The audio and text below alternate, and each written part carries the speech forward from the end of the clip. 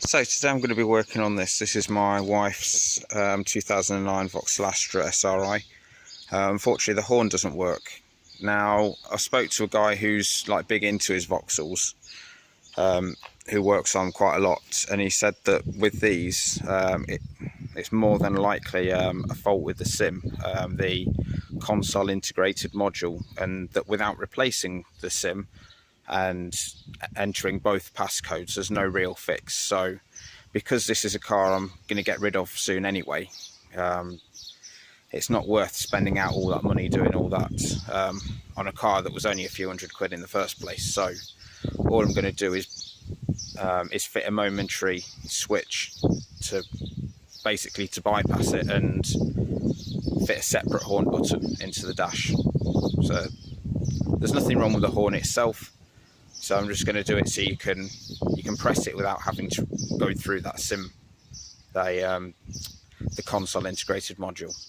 So first thing I'm going to do is jack it up, because I don't know if it's just the SRI model, but there's not a lot of space under there at all. So I'm going to jack it up for a bit more space. You don't necessarily have to do this, but you might find it helpful. Alright, so there we go. That's underneath the driver's side at the front, just under the bumper. And you see you've got a twin horn there. It's got wires going into both of them. For the purposes of this, it doesn't matter which one you go for. So that's what the clip looks like, and all I'm going to do, peel this back a bit and chop off the connector, because I'm going to use the connector to plug back into the horn, but obviously I need the wires to come from elsewhere. So that's what I'm going to do now.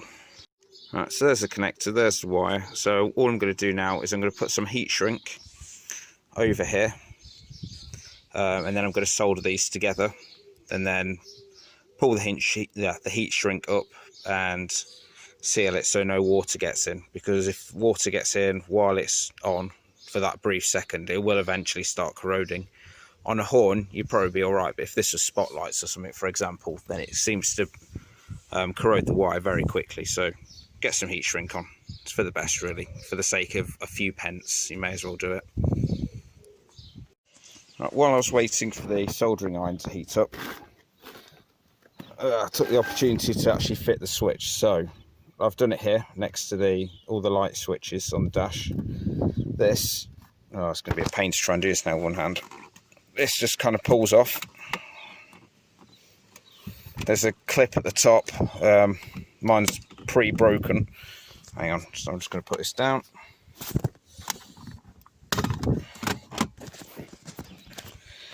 Yeah, so it just pulls out. So on here, if you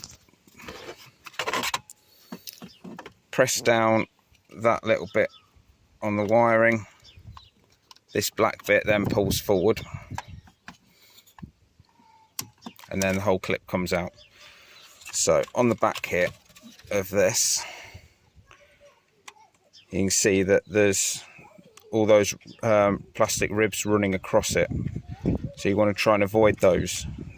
This particular switch was a 10mm, was about an 11 or a 12mm. I only had a 10mm drill bit, so I had to go around it a little bit afterwards.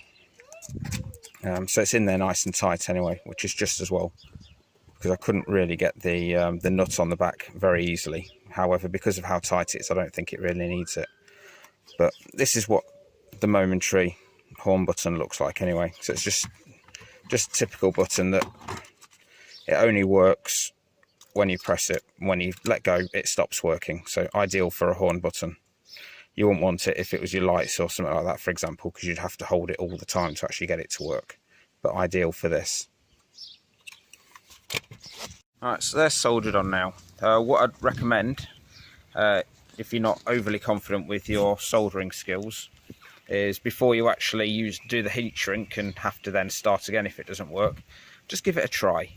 So one thing I have discovered with this, obviously it's dual horns, like I said before, so they've got different frequencies on them, so they therefore sound different. So when I say it doesn't matter, personal preference, go with which one you think sounds nicest. I'm going for the more awkward one, just because I prefer the sound of that one. So One end is on the horn in the connector, and the other end I'm just going to quickly touch to these battery terminals.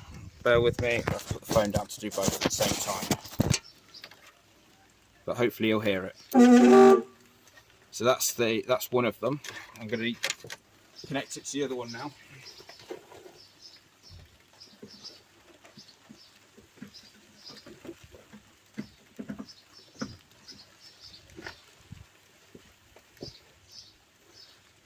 So this is the more awkward connector to get to. I think that's a much nicer sound personally, so that's the one I'm going to go with. But personal preference. So now I know it works, I'm going to do the heat shrink and protect it properly. So once you've got your heat shrink on, then you need to feed it through the engine. With this, I'd put 2 individual pieces of heat shrink on and then a bigger one over the top. Obviously you set this all up before you start soldering. You don't have to put the one over the top of the 2, but I just think it looks a little bit neater. So you need to feed it through, making sure to avoid any moving parts or any parts that are going to get particularly hot. So this corner behind the driver's side headlight seems to be as good a place as any to get it down. And then I'll zip tie it a couple of times just to make sure that it's not going to wriggle about or touch anything. This is going to be a 2-hand job again, I'm afraid, so I'm going to have to put the phone down and get it from underneath.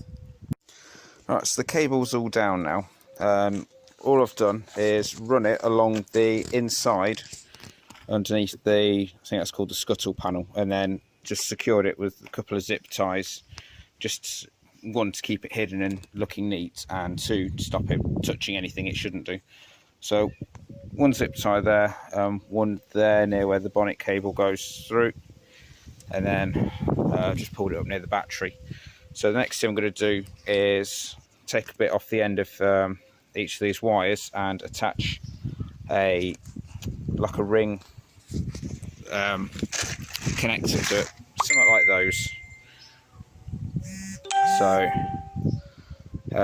that's the next job. Obviously I'm not going to connect both of them because then the horn would be on all the time, so I'd then need to connect the button into that. So I'll be chopping probably the positive and connecting that in, and obviously you also want to be getting an inline fuse in there as well, just in case. You don't want to be setting something on fire just because of a horn. Alright, so now I've got the ends on there soldered and crimped on. Just hook them over the bolts on the battery for the moment, so we'll be putting an actual nut on there to keep them in place properly once I finish this.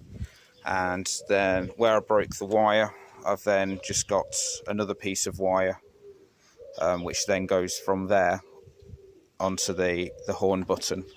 So I've cut enough wire to take it through to the cabin, but then before I start soldering and putting the heat shrink and stuff on again, obviously you want to make sure it works. So press the button, there we go, all good and working. So now I'm going to get that soldered and heat shrunk onto this end here. I'll run the cable through and then do the same onto the horn button. Now obviously when you're actually running the cables, there's a few ways you could go. The way I found, I couldn't see any sort of obvious ways through the bulkhead, so what I've done is fed it between here, actually in between where the wing and the actual body of the car are. There's a bit of space there, so between there and then under and between again, so it keeps it, but we'll keep it out of sight once it's all zip tied in. Then lift this rubber bit up, you can go under here, which then means you can get down the side of the bonnet hinge. This bit here, I was worried, but that bit doesn't actually move, so you've got no danger of crimping anything. And then after that, you can squeeze it underneath this plastic bit here in the wing, and then the same, might just need to pull the wing slightly just to drop it into that gap there, and then it will sit back into position.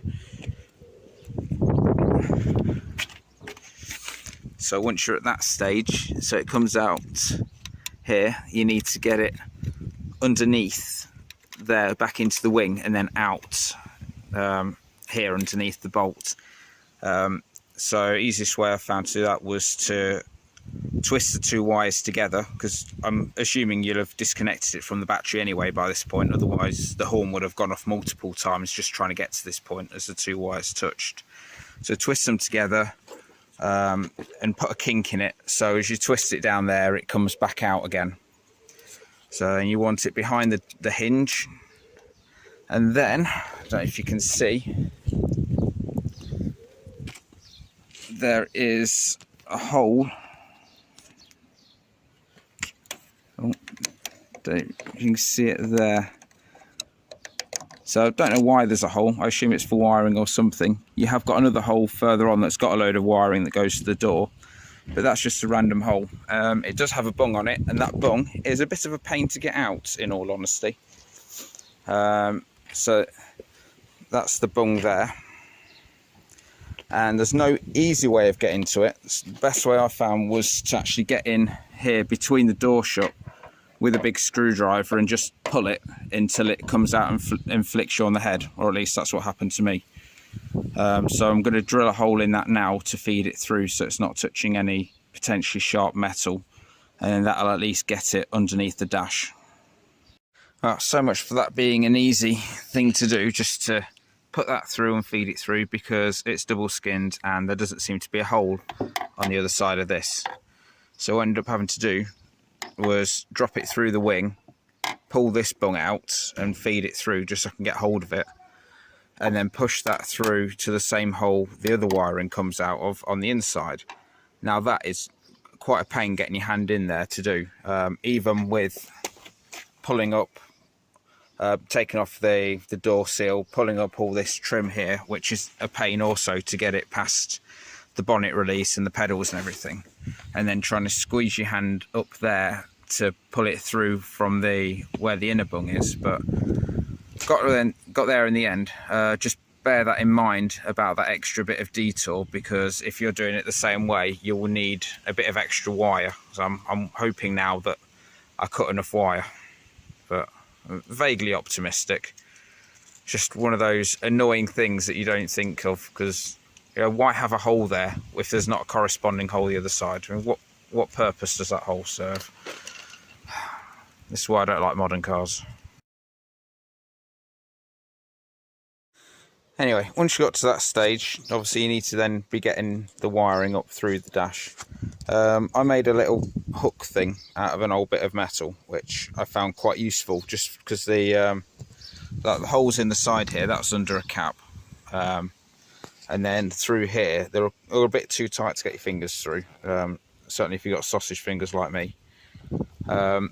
So I made that, and that helped a lot. Other than that, then you've got two T20 star-shaped screws, which go there, and another one there. So that's behind the panel we took off earlier. So by doing that, taking that off and pulling that through, now I've got the wiring through to where the horn will be, and as it turns out there's actually more than enough wiring. So I'm just going to put all this back together and solder the horn on, and then tidy up the wiring under the bonnet, and then we're done actually, apart from just need to attach it onto the battery properly. Well, I had so nearly finished, and now it's just decided it's going to be a thunderstorm, so not sure quite when I'm going to get to finish this now, because all the door card electrics are getting soaked, so I've just had to abandon it for now. Yeah, gotta love trying to work on a car outside in the UK. The weather is just so unpredictable, but it was so nearly there. So nearly there. There we go, all back together, and just need to solder up underneath the bonnet now and attach it to the battery properly. I quite like that button there actually. Can't demonstrate it because the battery's not connected to it at the moment, but yeah, I don't think it's not ugly. And there we go, all back together now. The hardest bit, it should have been a nice easy job, but the hardest bit was getting that wire through the wing into the dash. Once that bit was done, it was all pretty straightforward. Anyway, proof in the pudding. Beep. There you go, all done. If you found this useful, please like and subscribe. I'm by no means a competent mechanic, but I find ways around things. And sometimes, for the sake of a few quid, I don't know how much that would have cost to have fixed properly and done it back through the horn push, but I dare say a little bit more than the probably about 4 or 5 quid that's cost me to do that. So please like and subscribe. Maybe I'll do something useful again at some point. All right, bye.